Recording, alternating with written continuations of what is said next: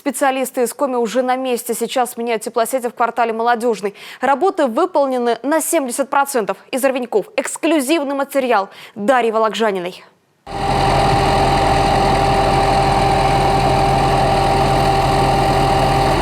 Вместо старых труб теперь новые. Работают специалисты из Коми. Материалы прочные, прослужат долго. Они прокладываются бесканальным способом. Как вы видите, здесь они проложены. Обратная засыпка, и лет 30 они должны простоять. Ровенчанам переживать не придется. Работа наша качественная, что все нормально будет. Тепловики Ровеньков и Коми в квартале Молодежный заменили уже 127 метров теплотрассы. Всего выполнено 70% работ. Новые сети должны обеспечить бесперебойное теплоснабжение района. Таких масштабных работ здесь не проводили давно. Состояние трубы на данном участке было неудовлетворительное.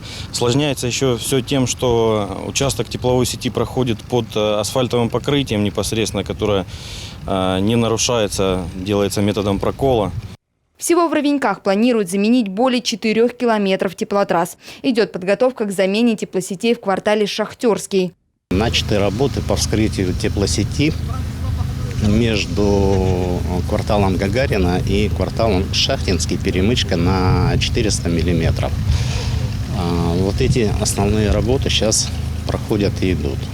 В котельной квартала Шахтерский специалисты из нашей республики провели обмотку котлов. На очереди следующая котельная.